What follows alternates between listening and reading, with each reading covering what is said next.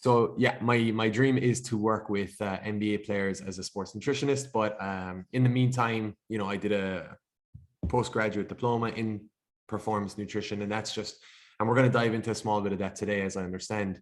But that's just working specifically with high performing individuals, and that's not only athletes. People, when they hear that, they think, oh, that's just athletes. It's not. It's busy professionals, so executives, people who work 40 to 50 hours a week, and they want to improve their performance in work. They might go and train. They might be a runner, a cyclist. So all that falls within the domain of performance. And all about that. You work with that kind of group as well, Adrian. And right now, so I worked with Davy Nutrition for about a year in Ireland remotely. And that is, a big nutrition brand in Ireland. Daniel is top rank, or like, he's unbelievable. He's so knowledgeable, and he places a lot of emphasis into like relationships and attitudes. You'll definitely have to get him on. He's brilliant. So big fan of his. Yeah, like I have his book. He's someone I would have always resonated with. Just kind of starting out. And I love the way he seems so down to earth. He's an Irish countryman at heart, but he's worked with the pros, with Leinster, with Dublin GA as well. So he can back it up too. But keep going there, Paddy. I think he's fantastic. Tell us about Davy Nutrition. Yeah, so learned a lot there. I'll tell you, he focuses a lot on just, okay, we'll get into the macros and the tracking and everything there. But first, I want to look at your attitudes, and I want to look at like what your relationship is with food, because we need to sort that out before we go into the specifics, the tracking, the specific grams of this. And I learned a lot about that and just connecting with people. So did a lot of consultations with Davy Nutrition, and we had this program called the Empower, and just a lot of really good conversations with people where food came up only halfway through. We talked about a lot of things before we got into the specific food. So that was really, really good. And, he's amazing. And then now I'm recently on board with Team BioLane over here, and they're based in the States. And so I've come on board as their sports and performance nutritionist, and very, very excited. That's a whole new arena, and I'm learning a lot every day. And just even hopping on the phone with Lane, it was like, because I'm sure you followed him for a while, and I followed him for a while, and it was a dream come true, really, Absolutely. For anyone who doesn't know, Lane Norton, he's one of the biggest names in the field. Absolute pro. He's got like 500,000 followers, probably, maybe even a bit more, Paddy. But just so how has your experience been to date working with Team Lane? Good. It's only been a week, or just over a week, and so I'm a coach with them, and just getting down the systems, and very science-based systems, which I'm a big fan of. We don't leave anything to chance. People who are ready to make that change, they come on board, and we bring them through that process. So I've just been kind of diving in and making sure I know how that process works, so that I can provide the best service. But just really, really interesting getting to know everyone and meet everyone. Everyone comes from different fields. There's, we have Astrid, who's from Australia. We have different countries. It's great. And tell me, so Paddy, are there any kind of differences with different approaches and different executives come obviously, I'm sure Davy Nutrition would have learned things maybe a bit differently than Lane, for instance. So is there any kind of like similarities? And I'm sure there's a few differences too between both of these kind of coaching approaches. Absolutely. And there's always going to be differences between coaching kind of philosophies and approaches. But it's the main thing I'll say, Adrian, is that both of them are heavily based on science, Right. and evidence-based practices. So with Davy Nutrition, oh my God. So we launched this Empower program, and we were 6 months in the background, making sure every word was perfectly, implemented. And there was no like fluff language. It was just really, really to the point and effective language. So, and all throughout that process, I was like, wow, we could launch this soon. But Daniel kept saying, I want to go over it again, lads. I want the whole team to go over it again. And I have deep respect for that. And then on the other side, you can see as well from Lane and all his science is just the It's to the absolute, key. Yeah. it's the key.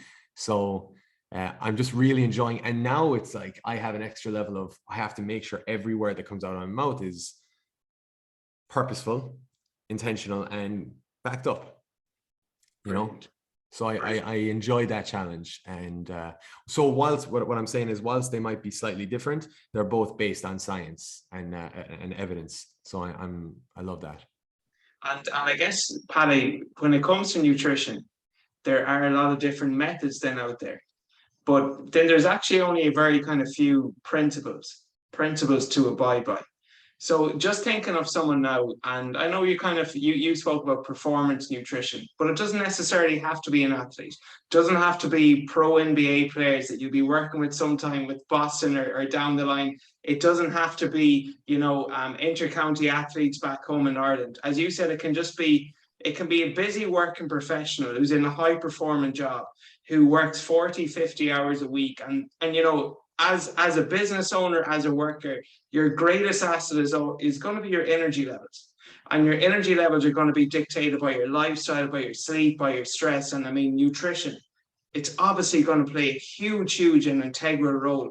And I just feel, Paddy, that most people, they don't understand how much they're actually leaving on the table until they start implementing some small minor changes.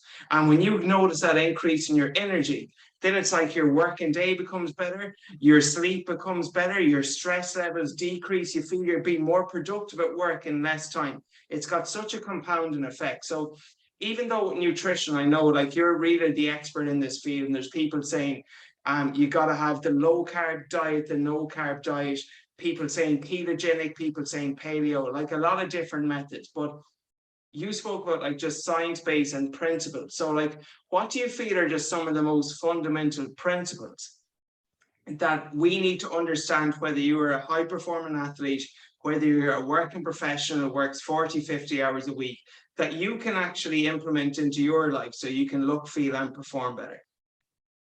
Wow, very well put though, I must say. Like, very well put.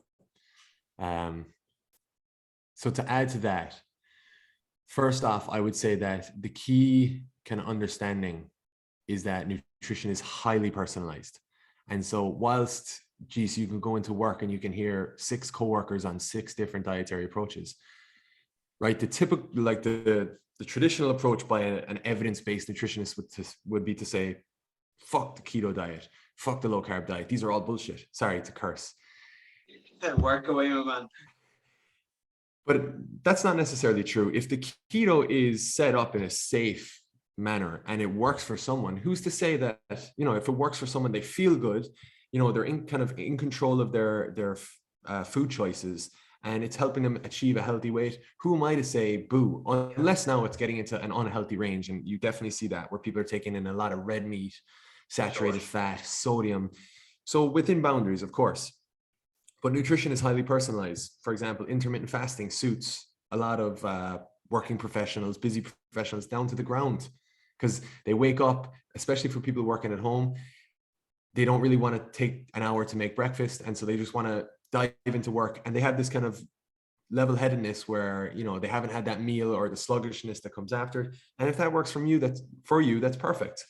Yeah. And then there's obviously what I do recommend is just, if you're trying to achieve a healthy weight, you just go for a typical calorie restricted 3 to 4 meals a day. Make sure you're getting foods that you enjoy in.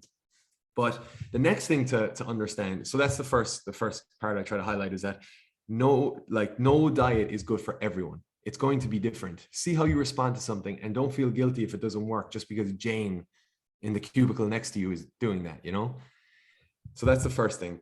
Next is, there's a couple of key differences between performance nutrition and overall health, longevity. And then there's a third one there where it's nutrition for just losing weight and achieving a healthy body composition. And that's a lot of what you work with.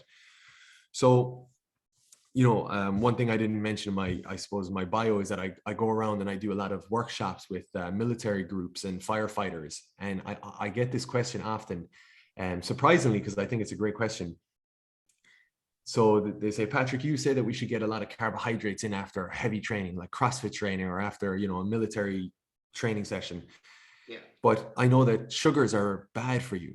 So how does that, like, so if I'm an athlete for 20 years, does that mean that if I'm eating sugars like this, that I'm actually being unhealthy? Because sugar is bad, right? And it's unhealthy. And the general public are told not to eat a lot of sugar.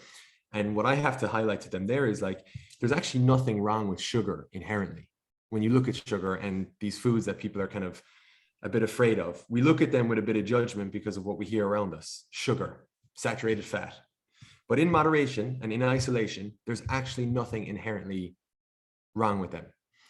It's when they're consumed in excess, and then which promotes excess calories, which promotes weight gain, pre-diabetes to diabetes, cardiovascular disease.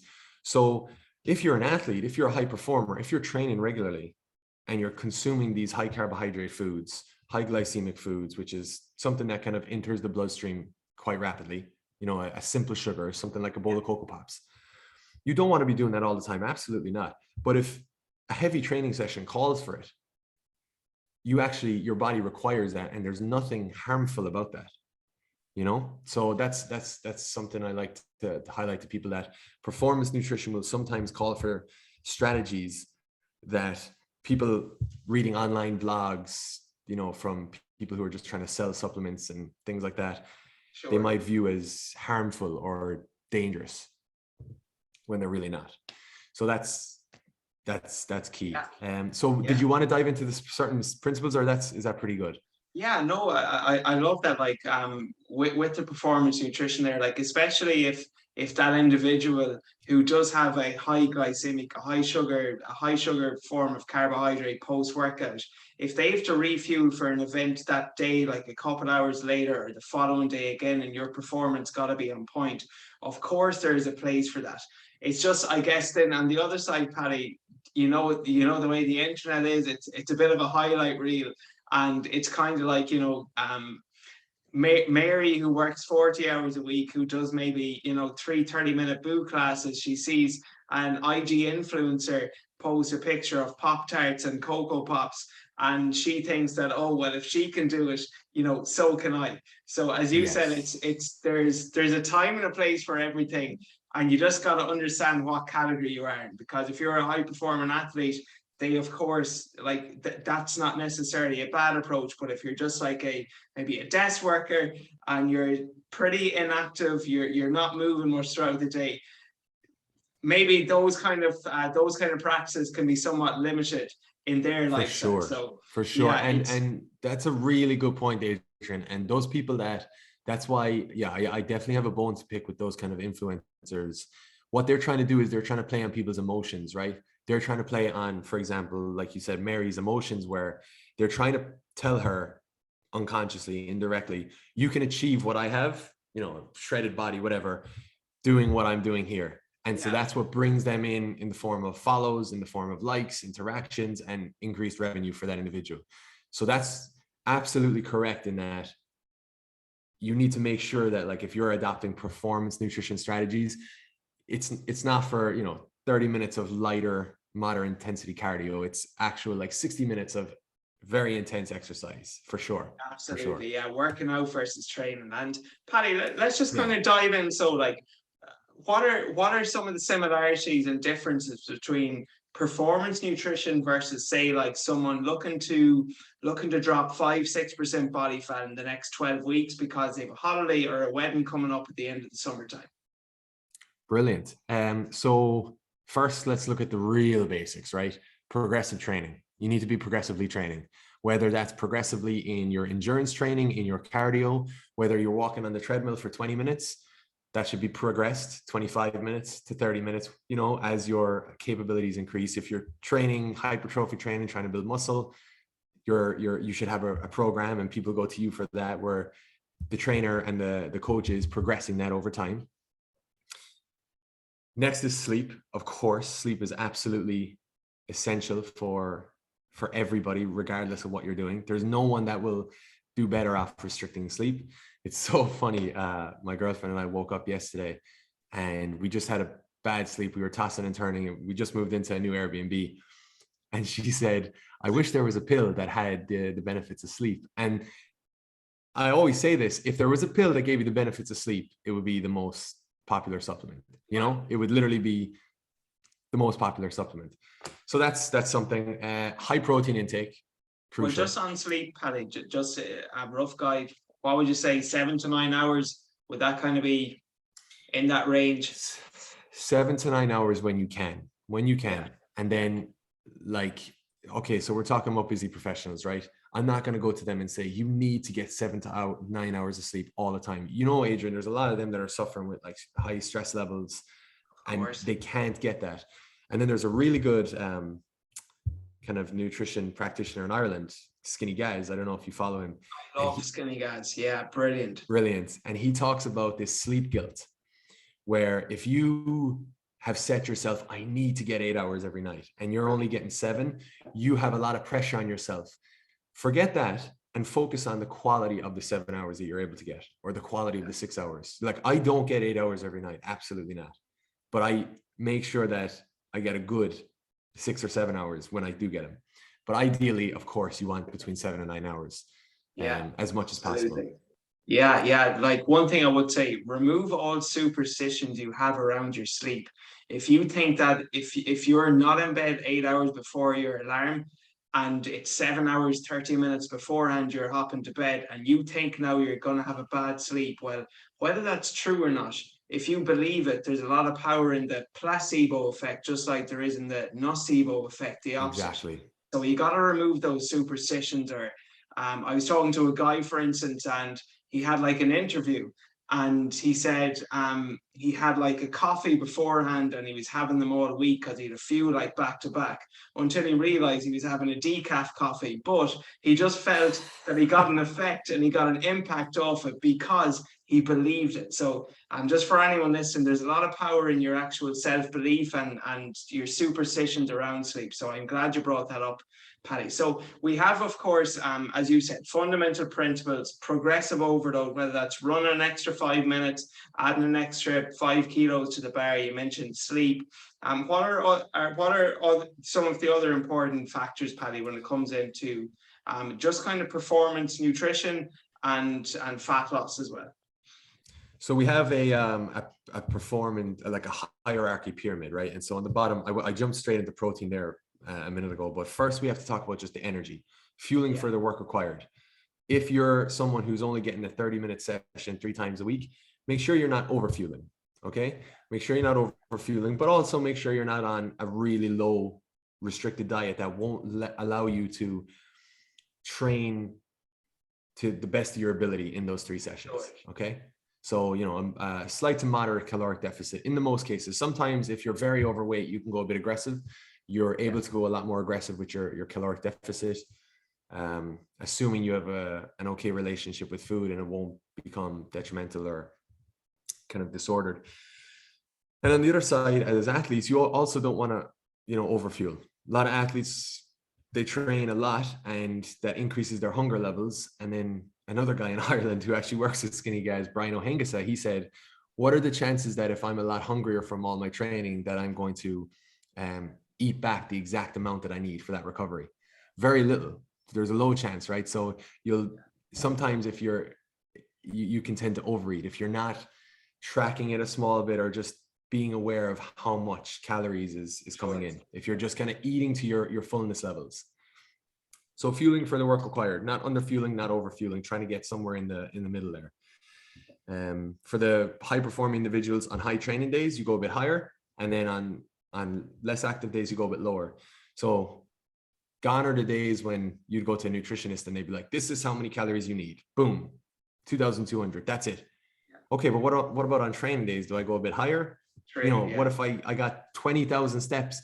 You know, you're over in Spain and you went on a tour or something, you got 20,000 steps in, and then the next day you were, you know, God forbid, you had a cold or something and you're lying in bed all day. You'd need very different calories, you know? Of course. Yeah.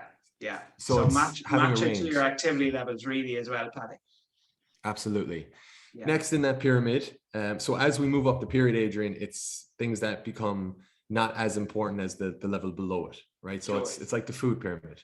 Yeah. So next we would have our macronutrients, and that's just making sure you're getting a high protein diet, and that goes across the range. Yeah. Ample Yeah. benefits for that across the board, right? Whether you're trying to lose weight, whether you're trying to gain weight, whether you're trying to 100%. optimize performance.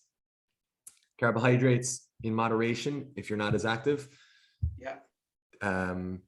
A bit more, but not necessarily, you don't have to break the bank with them, right?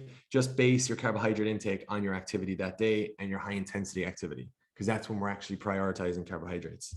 If you're jogging nice and lightly on a treadmill, that's not necessarily using carbohydrates. So you don't need to fuel up with a post-workout carbohydrate drink, you know? Exactly. Yeah. Fantastic.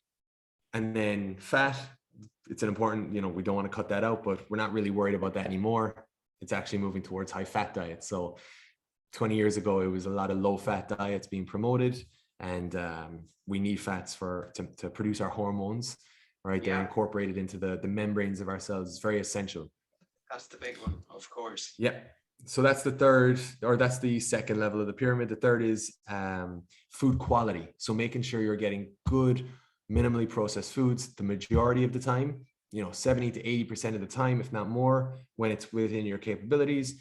And then the 20% foods you love, don't worry if they're processed, if they have some sugar in them, just enjoy yourself.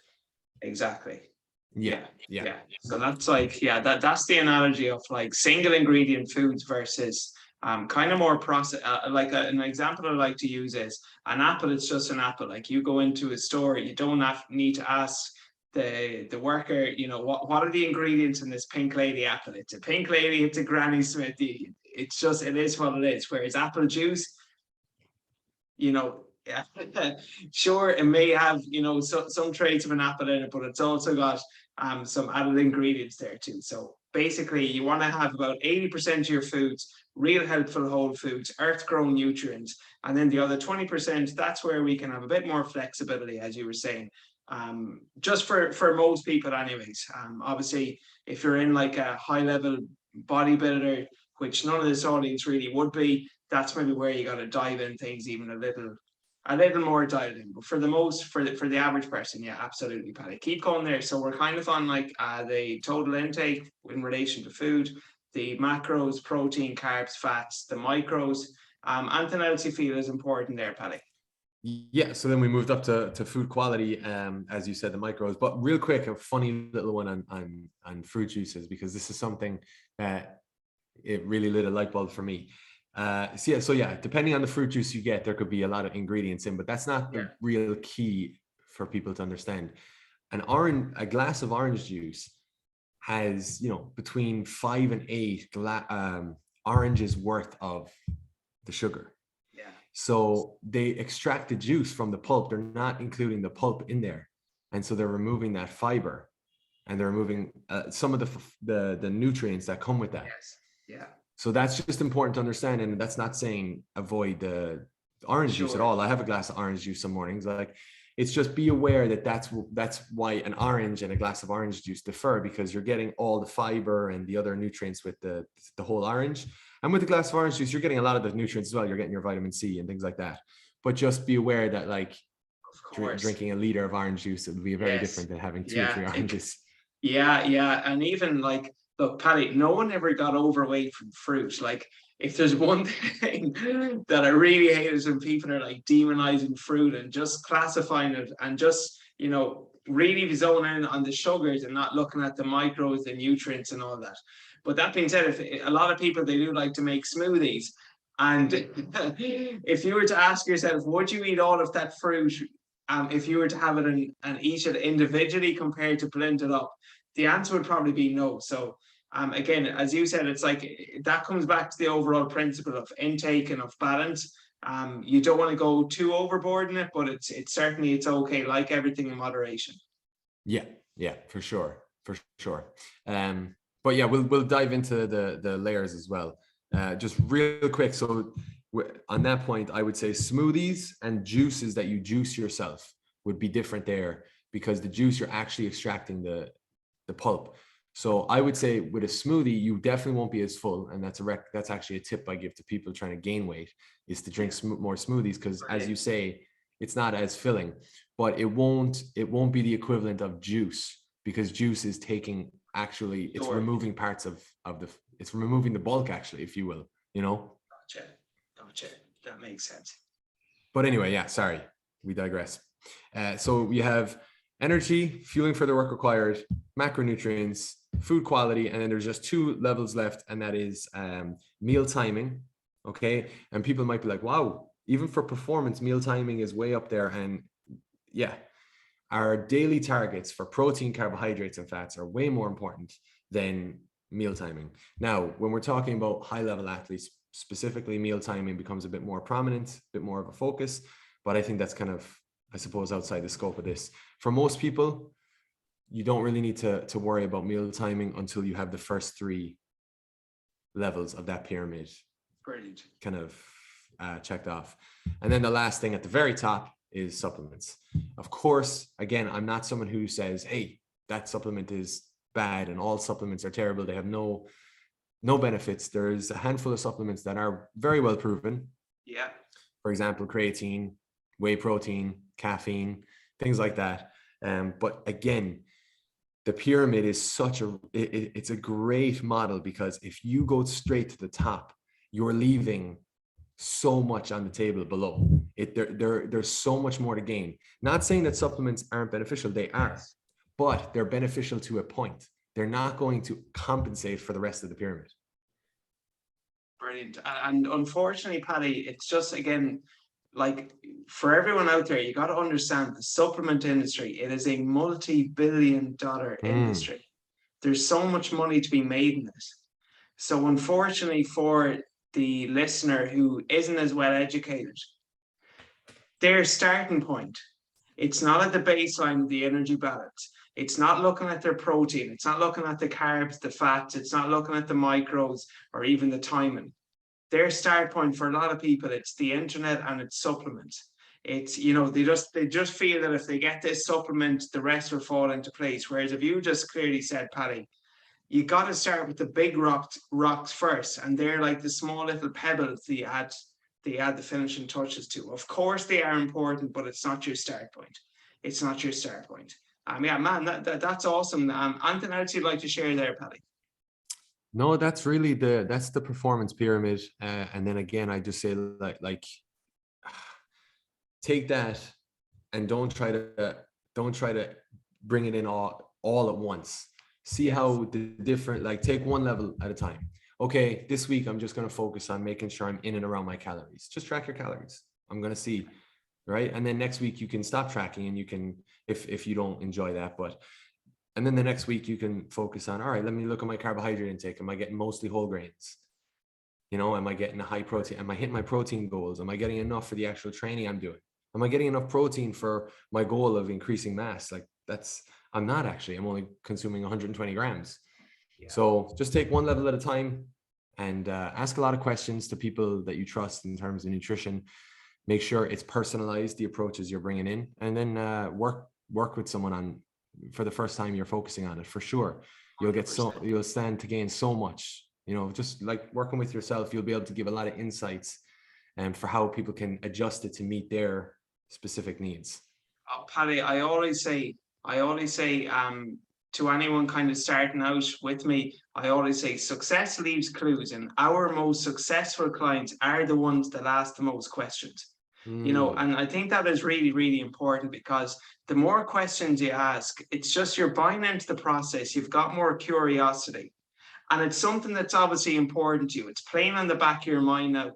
You should always kind of question, like, and wonder why. And it's good to ask these questions, because if you can understand this, then it moves away from being a diet to just a lifestyle. It's actually something you do, something you can adhere to.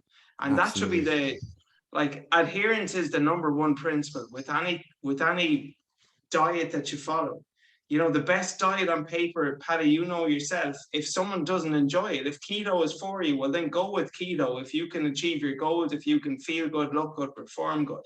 But if you're been prescribed a meal plan and you don't even enjoy any of the foods, like, it's not sustainable. And sustainability, Absolutely. Adherence, it's so important. But Paddy, let's just kind of move on slightly from the performance nutrition And we'll just kind of talk about lifestyle because, for instance, Paddy, a lot of people now, they are traveling and maybe they have a 45-minute commute. That could be an hour and a half commute. Maybe they're in the car the full day and they're maybe going from one location to another. And, obviously you want to be eating food along the way. So let's just imagine, like, for anyone out there who is either travel eating due to work or commuting, or they're going to Crow Park on a Sunday, or they're going to Dublin Airport and they have a 3-hour flight. What would you say would be like just some good kind of, without even being too specific, like just some good kind of principles that we can adhere to, that you can at least stay in shape or make the best possible choices when you are traveling? Brilliant. Yeah. So I would say, taking this very high level, I've taken probably, 30 flights in the past year.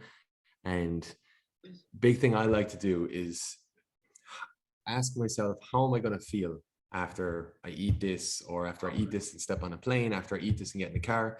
So that's really important. Is like every time I step inside an airport, I really want to just get a beer and have a big meal, a really good meal, because like it's the thrill of being in the airport. I mean, it's not really a thrill anymore, but now I've started to say, Patrick, when you get on that plane after a beer and after, scoffing down a meal, there's a lot of bloating. And when you get up into the air, that air expands and then you feel terrible. And how many people have like bloating when they're in the car or when they're in the plane or things like that? So just question, wow, how am I going to feel? Brilliant. And if you can kind of think back to similar trips, and if you commute, you can just think back to yesterday. Just don't do the same thing as yesterday. And that doesn't have to come with specific recommendations, but literally just change it up, Yeah. I love that.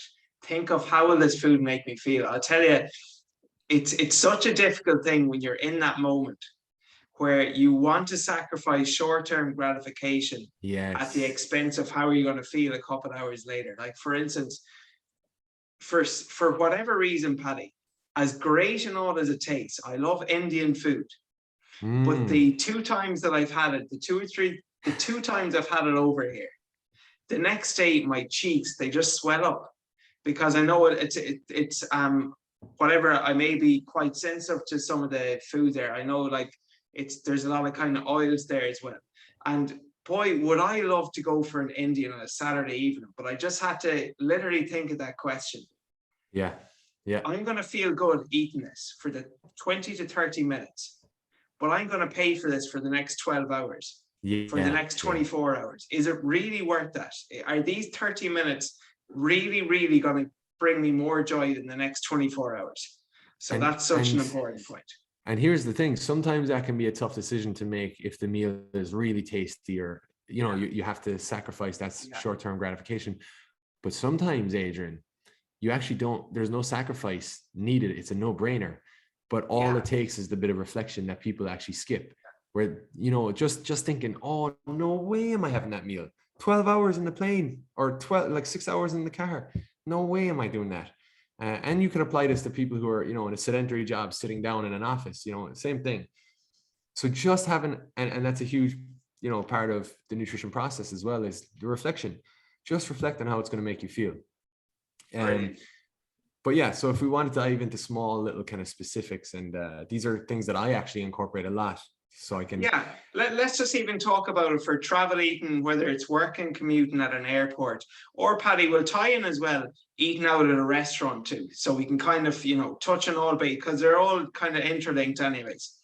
Yeah, and you have a bunch of these as well. So we'll just kind of, we'll both throw in some here. But so first off, I would say you want to prioritize protein-based meals and snacks, because you don't want to have to stop and eat a lot. You don't want to spend a lot of money. You don't want to waste time. Not waste, I don't like that term, but you don't want to, spend a lot of unnecessary time stopping into the petrol station and getting food, or, whatever, and spending money. If you're in an airport, it's very expensive. So protein-based snacks, it'll just keep you fuller for longer. Obviously, it's very important because you want to get protein in, space it evenly throughout the day as well. That's important Yeah. for your muscle gain, your muscle retention. What would some of your preferred protein-based snacks be, so Paddy? Just for any listener there who may not understand this. So when I'm on the road, I'll obviously just try to get they have kind of like cold prepared wraps. If I can't Yeah, prep my own, and usually, to be honest, I don't, because I don't want to be bringing a smelly Tupperware on a plane. But I'll usually, they have these kind of wraps, or they might have these cheese and like salami slices. I know, sure. again, it's not ideal, Yeah. definitely processed, but it's going to be Compared to what? satiating.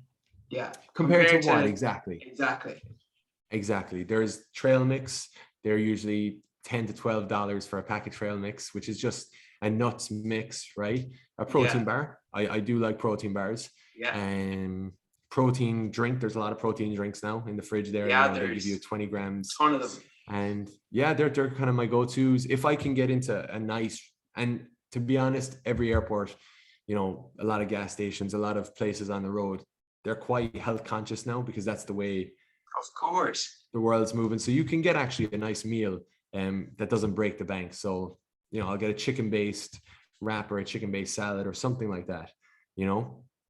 So that's focusing on protein there. Snack light, or eat light.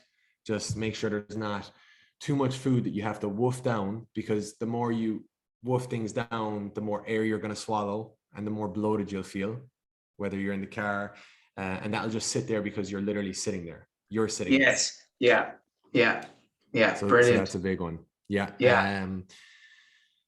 Look, I say, when you can, try to get some fruits or veggies in. Like, fruit's a big one. You can get fruit pretty much anywhere. Bring fruit with you, but if you can't, that's okay. Like, don't build up that guilt that we Sure. talked about with sleep. This is one Yeah. day out of 7 in the week. If you can't get a really high quality diet, that's okay. That's okay. Yeah. Just focus on the 3 nutrients. Am I getting protein? Am I getting whole grain carbohydrates? And then some fats. Yeah. Brilliant. Yeah. And maybe just one thing to add there as well, like uh, just water as well. Like just bring a bottle of Oh, water with you, yeah. and make sure you're drinking water, because um, I know myself, Paddy, sometimes we can convince ourselves that we're hungry because, obviously we all do like taking in food, but we can sometimes just mistake that for actually just being thirsty.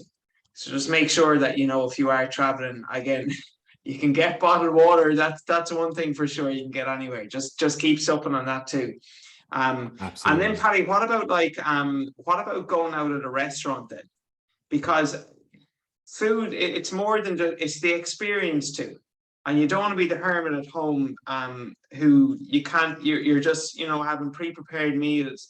Everything is cooked to a T at home, and you can't go out with your friends and enjoy a nice meal, or with the loved one or with a family. How can we kind of go out at the weekend, have a nice meal, without kind of feeling guilty, without feeling that we're on the diet or off the diet, but yet make like maybe some of the best possible choices given our situation? Brilliant. I think you have a really good point on this. We made that reel together, and I think you made a really good point of just be conscientious of how foods are prepared in restaurants. Their number one goal and objective is to make you a repeat customer. So Yes. whilst we look at restaurants as being, a lot healthier than a McDonald's or a fast food joint, they're definitely preparing the meals. They're home cooked meals, and they're usually good ingredients, but they are using a lot of oil, butter, Yes. Yeah. salt, things like that. So don't avoid these foods. Just be conscientious of that. Exactly. A baked potato instead of the pre-prepared mashed potatoes. I think that was the example you used. Excellent. Yeah. Asking Boiled rice for a versus veggie. fried rice. Exactly. All of those. Absolutely. Yeah. Yeah. So quick hitters. Look, when I talk to people about this, I think when I work with people, the most common question, Adrian, is what do I do when I want to go out and eat? So it's a really, really good question. I want people to be present and enjoy that experience. Just as you said, I don't want people to be like, have their notepad and checking off okay, this has this, or have their MyFitnessPal on their Sure. phone and running into the kitchen and asking the chef, can they scan the barcode of the rice they used? Sure. You don't want Yeah. that. So I just say, try to hit a couple of habits. Yeah. Base your meals around protein, get a lean protein. Okay. Yeah. You go to an Italian restaurant, there's a lot of dishes that are just all pasta, all pasta and cream. Yes. Try to get a source of protein in there if you can, Yeah. right? Yeah. It'll fill you up. You won't eat too much. You won't eat Brilliant. beyond the point that you need to be eating. Yeah. Next is, if my good friend Ronan O'Brien likes to say, he's another nutritionist, he's based in Abu Dhabi, he likes to say, eat like an adult. And I think a lot of people say this already. Brilliant. Yeah. Eat like I an heard adult. Skinny Guys say that actually, just when you brought him up too. Yeah, I think maybe Skinny Guy's coined that. Jeez, Yeah. he's a big hitter, but yeah, eat like an adult. If the plate doesn't come with some veggies, ask for a side of veggies. It's usually 2 or 3 euros or dollars or whatever currency you're in. I literally did that most restaurants in Costa Rica and here, and they look at you first and they're like, huh? Yeah, can I just get a side of greens? Okay. And they bring it out to you, steamed veggies or something, and it's so great. good. You know, it's going to add to your satiety, your fullness. It's going to be healthy. It's going to give you those nutrients. And the big thing there, Adrian, is like, it keeps the ball rolling. It's not like you had this crazy night out. You still got your protein in that meal. You still got your veggies. You didn't eat beyond the point of fullness. The next thing I say is, don't add salt. There's usually a shitload of salt already added, you know, and just make sure you're getting water in between your pints or your drinks. Brilliant. Yeah. Just one question, Paddy, on that. So this is kind of a challenging one when it comes to like thinking of how the food has been cooked. Obviously, we are trying to prioritize protein, and we'll say for the vast majority, whether you're vegan or whether you eat meat, we'll say like a chicken breast. What would you say like will be the best way to consume meat in a restaurant, depending on how it's cooked? So like, for instance, I ate out yesterday and got a lovely meal, and it was a grilled chicken breast, steamed veggies and boiled rice. And I was just thinking, how has the food been cooked? And you know, it ticked a lot of those boxes for me. It minimized the oil, and I was so full and really satiated afterwards. But we'll say like, you know, Paddy, you go to like an Asian place, and they might have like boiled rice with some veggies, but then it's like it's we'll say a chicken stir fry. What would you kind of say just on that front with meats, and maybe the best ways to consume meats depending on how they're cooked? I would say that there's only a certain amount you can do. Right? Yeah. Most restaurants will tell you that's how it comes. And sure, don't beat yourself up if that's how it is. Yeah. I think the tips we're giving, Adrian, are for people who are frequently traveling, right? And frequently eating out and things like that. If you're eating out once a month, forget everything we're talking about and just enjoy yourself. Like, enjoy yourself, you know, just get whatever you want on the menu and enjoy yourself. One day out of the year or the month is not going to have huge harm.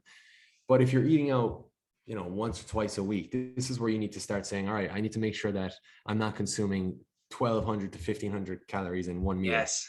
And so I just think with the meats in general, like, make sure they're not burnt red meats, right? So they're not like blackened red meats, and blackened any meat really, because when they blacken these meats, it just kind of forms these compounds that we don't really want.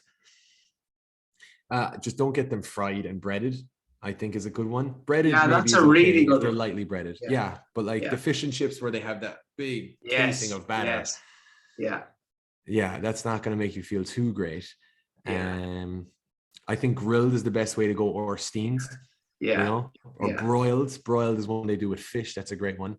And then just ask them for the butter or whatever on the side, and you can add that as you want, as you need. So that's such an important point there. Great point. Yeah, I love that, Paddy. That's awesome. Paddy, we've covered a lot here now, from performance nutrition to like the overall pyramid. You know, just to recap and everything you mentioned, like obviously progressive training, we mentioned sleep, energy balance, your protein intake, your carbs, your fats, you know, micronutrients, good quality food, timing, supplements, all of this. Travel eating, guys, like so many takeaways here, how to eat out at a restaurant. But just before we kind of wrap things up, Paddy, I just want to acknowledge you first of all. Like, guys, I'll share the link to Paddy's Instagram and anywhere else he wants to send us as well. He's got such a fantastic page, but I love the way like he's in this. I mean, you can tell from just listening to Paddy, he's in this for the right reasons. Like, and he really cares about performance and just spreading a good message. Like, just spreading some real good evidence-based, scientific-based knowledge around food. And food is something we're going to be eating for the rest of your life. And it comes down to, at the heart of it, having a good relationship. You know, if you can have a good relationship with food, as you mentioned with Davy Nutrition, like, I think I really enjoy that approach just when you broke that down of how we really emphasize relationship with food. And you talk for 30 minutes before you even bring up a macronutrient, which is fantastic. So, Paddy, I just want to acknowledge you for all that, for all of the fantastic knowledge and information you share online. I really do love and enjoy following your content. And Thank you very much. just before we finish up, Paddy, let's just kind of talk about you for a minute or two. So, of course, like, first of all, congratulations. You've gone from Davy Nutrition, such a huge name in the nutrition field in Ireland, to now, like, guys, just check out Bio Lane and Lane Norton, a huge name in this industry. So, like, what's currently, what are you excited about, Paddy, going forward in the future? I'll tell you, I'm excited about starting to build an American kind of audience, as well as my current Irish one, because I'm a basketball player, right? And that's not, and I want to be a basketball nutritionist too, but not just basketball, obviously. I work a lot with, like, you know, tactical athletes, military and army and things like that. But I'm excited to start working with those individuals, whilst also working with, you know, Irish and English and things like that, that audience. But I'm definitely excited to break into the American audience and market. I think, Adrian, out here in the States, misinformation is so rampant. So, you know, sometimes I'm thinking of what content to post, and, you know, I see people around me posting about energy deficits and things like that. And I'm like, I can't keep doing that. But when you're out here, you're like, I actually need to, because I'm approached every single day with someone asking me, are all calories the same? If I cut out carbohydrates, do calories even matter? They're asking those basic questions. And so it reminds me that, Patrick, yeah, you're in the field, but, like, some people aren't in nutrition at all and they need this information. Of course. So you got to keep spreading the message. So I'm excited to learn about a whole new kind of region and what's important for them. Brilliant. That's awesome. Well, Paddy, before we kind of wrap things up, so, like, what are 1 to 3 takeaways that you'd like our listeners to implement after hearing the show? Yeah. So first off, thank you very much. They were very kind words. And I would say, based on what we talked about, nutrition and the specifics of nutrition and nutrition science, they're half the battle. You need to look at your relationship with food and why you're doing the certain things you're doing. And that might be working with a therapist, someone who's not even related to food. It might be working with someone who's kind of qualified in both areas, although that is few and far between. If you're someone who struggles with that kind of relationship with food, going towards a diet straight away is actually going to do nothing for you. You know, it's not going to do anything for you. It's going to end up in long-term effects that you don't want.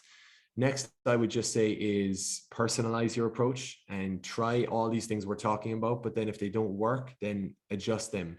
Obviously, there's some principles that, you know, we want pretty much everybody to try and implement, but they're going to be personalized in themselves.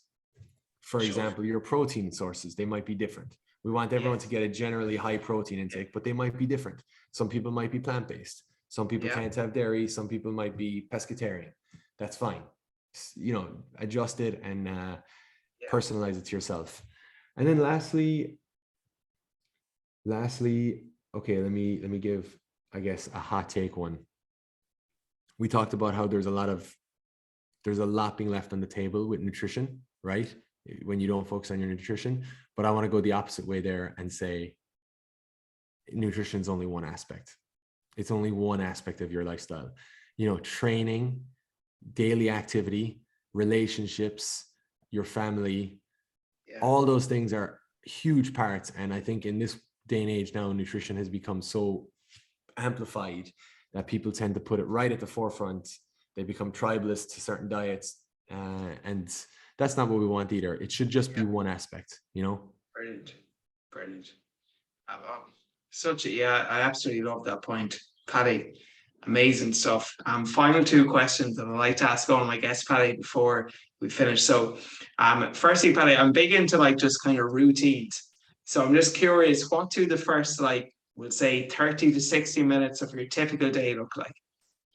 Oh, okay. Very different when I'm on the road, Adrian. Very different when I'm on the road. When I'm at home in a kind of a stable base, I When definitely you're like to train settled, in we'll the say, morning. yeah. I definitely like to train in the morning. I found out that if I don't train before 2 or 3 p.m., I end up not training because I'm so tired. My frame of mind is all changed and I just don't train. And I say, all right, you're not training today. And I might have needed to work out that day based on my program or something, but I just don't. So I try to train in the morning. I haven't been doing that at all here. So here I wake up trying to work off the coffee. So I'm trying to avoid the coffee and I'm having water.